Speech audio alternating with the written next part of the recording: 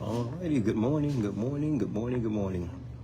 I am at a job site here, so if you hear some noise in the background, that is my reason for that, of course. Amen. Good morning, everybody. As you are coming in this morning, just wanted to do a little pick me up, as it were. We're coming to the end of the year, and I wanted a little pick me up message, and I felt God was leading me to help somebody with. I'm trying to get out of this light here. A little pick me up message, and I wanted to deal with this subject of worrying because we're coming to the end of the year, and next week we'll be at the end of the year. We're at the cusp of a new beginning for many people, whether that's mentally or whether just, within heart or spiritually. So we've already released a prophetic word on what the next year holds, so you can go back and look at that on another page. But this year, it has been a trying year for so many people, and many of us, we're still waiting on some things for God to do for us, and that's okay. I got my little light on here, see that? But we're waiting on God to do some things for us, and we always hear people say, oh, don't worry, God's going to take care of it and everything. Well, when you say don't worry to somebody else, you have to be careful how you say that and why you're saying that, because when you tell people like, don't worry, God got it, God got it. Are you passively trying to encourage me, or are you intentionally trying to encourage me? That's the difference. When you tell people don't worry, when you're passively, good morning, beautiful wife, always beautiful. When you are intentionally telling somebody, to be encouraged, you're intentionally saying it because you're saying, no, I really heartfelt want you to be encouraged in what you're going through, and don't worry about what's taking place because God's going to do something great for you. So I'm intentionally saying it. But if you passively tell people, oh, don't worry about it, what they're saying is basically, well, keep moving. But sometimes it's not like no heartfelt, you don't really feel it to heart as it was, as it is intentionally speaking. So some things God gave me, I wanted to say. Good morning, Sister Shanika. A couple of things God gave me this morning regarding not worry, the results of worry. I think it's going to be a blessing to many people as they begin to wake up and see it, or you can share it with other people. The Bible said to cast your cares upon the Lord because He cared for you. So how do I know for sure I've cast something into God? How do I know I've given it to Him? You think about fishing, when you cast the bait, it's to be away from you, not to be within reach. So casting means it's away from me, not to be within reach. So I'm not able to just easily grab it. I know where it is, but I choose not to go grab it. It's a word for somebody. So when I cast my cares upon the Lord, I know where they are, but I'm choosing to leave them there. Casting your cares upon the Lord simply means you giving to God what's on your mind right now, what you're caring about, what is meaningful to you at the moment. That's the care. It could be your health, it could be your finances, it could be your marriage or relationship. It could be your job, things of that nature. So that's what you're caring about. So if I'm caring about that, I want to give that over to God. Now, casting your cares upon the Lord does not mean you don't care. That's what it does not mean. People say, oh, cast your cares upon the Lord and leave them there. Yes and no. Casting your cares upon the Lord does not mean you do not care. It means I'm carrying less. There's a difference. So when I'm carrying less, that means I don't have to tend to the matter as much as I normally would, because I believe God has it. Okay. So when I'm saying I'm casting my cares upon the Lord, that means I no longer have to tend to the matter like I normally would, because I believe God has it. It's not that I don't know where it is. I can go back and pick it up anytime I want to. God's not going to, block me from that. But casting your cares upon the Lord means I give it to Him and I say, okay, God, I've gone as far as I can with it. So the results are now yours. The rest of it is now yours. I'm going to sit back and watch. And watch this now. The truth of the matter. I'm going to try my best not to get back involved. That's what many of us miss it. I try my best not to get back involved. Give truth to matter with you being human. You have the tendency to go back and pick it up. It's going to be there. But that's where you have to resist that temptation. Okay, just because, again, casting your cares upon the Lord does not mean I do not care. No, I am caring for the results. That's why I'm giving it to Him, because I know in His hands He can do better with it. So casting your cares upon the Lord does not mean I do not care. It means I can carry it. Okay, so watch this now. The Lord gave me that there's some things to know that when you cast your cares upon the Lord, how do I know I've done it indeed? Well, number one is you don't repeat it. When you know you've cast your cares upon the Lord, you don't repeat it. You know what it is, and now others do too. Okay, so you don't repeat it. Repeating your situation is not going to make it better.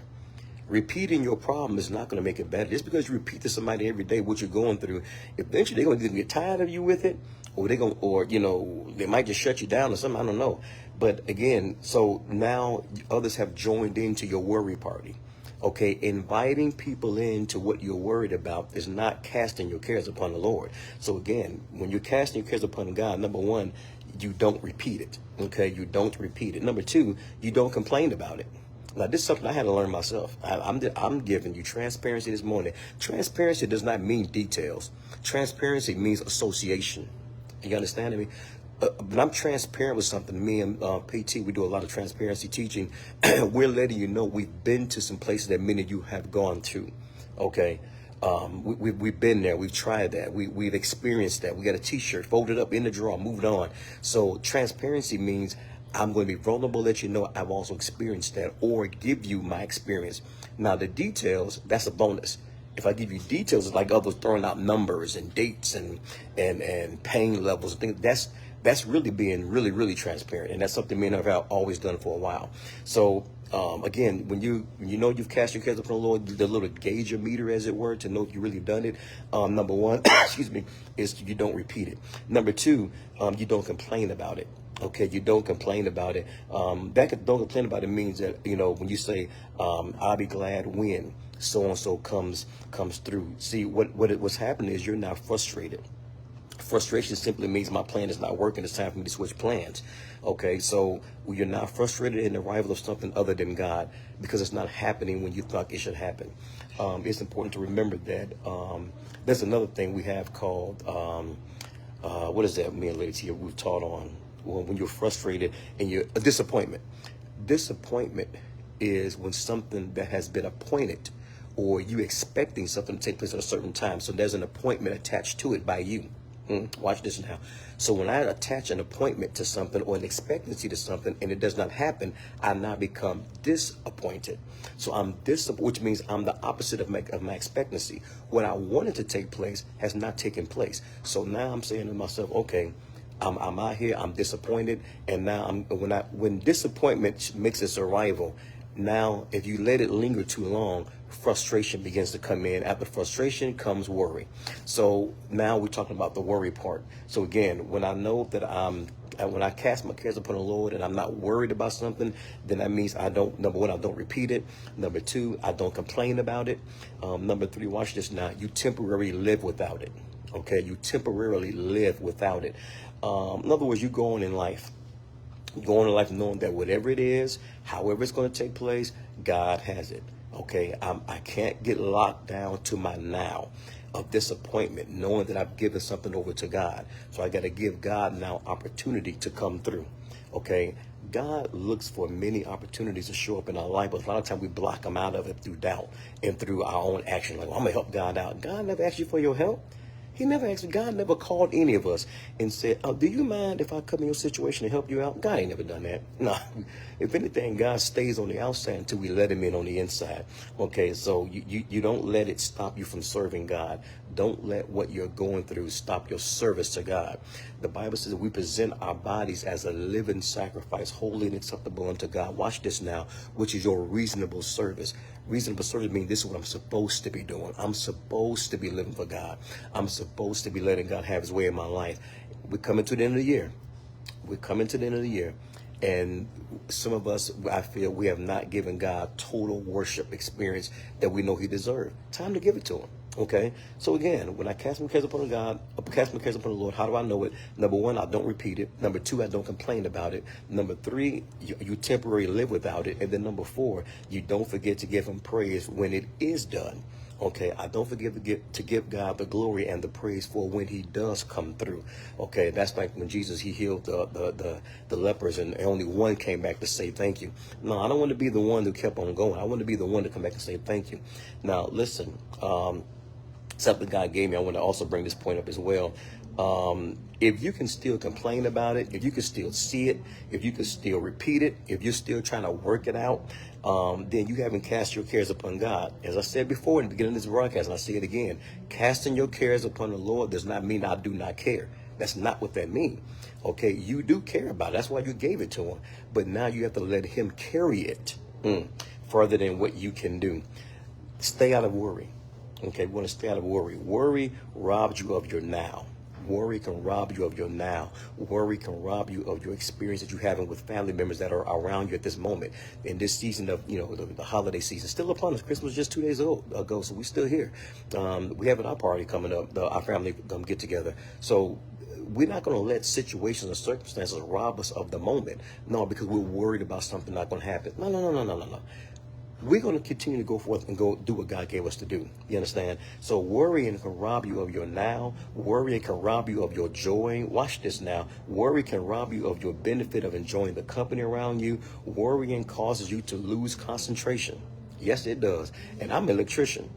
And sometimes when we're doing some stuff we got to be doing, just the other day I was worried about something. I admit I was worried about something. I should have given it to God. I thought I gave it to God, and I kept picking it up. I kept carrying. I kept repeating it over and over and over. I kept telling my family, well, if this and that don't happen, this and that don't happen, so and so's regarding a payout that we're waiting on, and it robbed me of what I was doing. I broke concentration of something I was doing at work and had to redo the whole thing all over again. I can't afford that. And that shows you when you're worrying about something, because worrying takes away your concentration. Are you hearing me today? Worrying takes away your concentration. Okay. Also, worrying births fear and doubt. Worrying can also birth fear and doubt.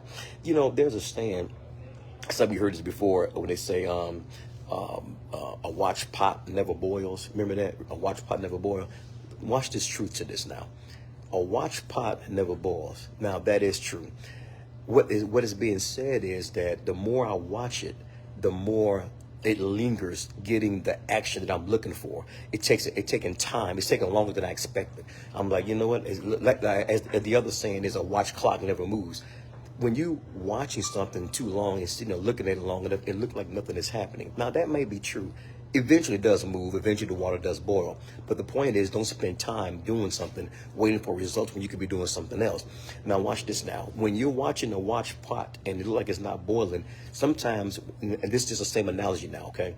Whatever you're waiting for, this is a word for somebody. It helped me throughout the whole year. We're coming to the end of the year. I hope it helps somebody else going to the next year. When you're watching something and it's not happening as fast as you want it to happen, excuse me, you begin to get worried. You begin to worry about, watch this, worrying, did I do the right thing? Now you start second guessing your salvation. You start second guessing your steps, and you start second guessing your seat. What do you mean? You start second guessing your salvation. Maybe I sinned. Maybe something I've done. Nah, that's not it. Everything that's going wrong in your life right now is not a result of you sinning. Remember Jesus told the disciples when they met the blind boy, and it's like, well, who sinned? That his mother or father, which one of them sinned that he's born blind? Jesus said, neither one of them sinned. But that the glory of God, my God, that the glory of God may be made manifest. Everything is not a result of you sinning.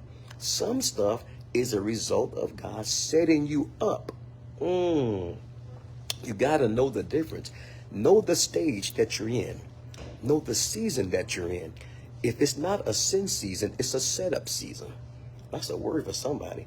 If it's not a sin season, it's a setup season, which means if what I'm going through is not a result of my sin, then it must be God setting me up for something greater. Oh my God. Okay, let me keep going with this. When I spend time watching a pot that look like it's not going to boil, it causes me to self-guess myself. Do I really have, did I go through all the steps? You know you went to school. You know you studied. You know you said yes to the right spouse. You know you said right to the right job. You know you put down as much money as you can. You know you show up to work every day. Listen, people of God, some things will cause you to second guess who you are if you let it. That's not God. Stop worrying about stuff. If you've done the best you can, leave it alone. Let God do the rest. One of our sons in the Lord, one of our members, Emery, used to say, let him cook. Let God cook. You understand?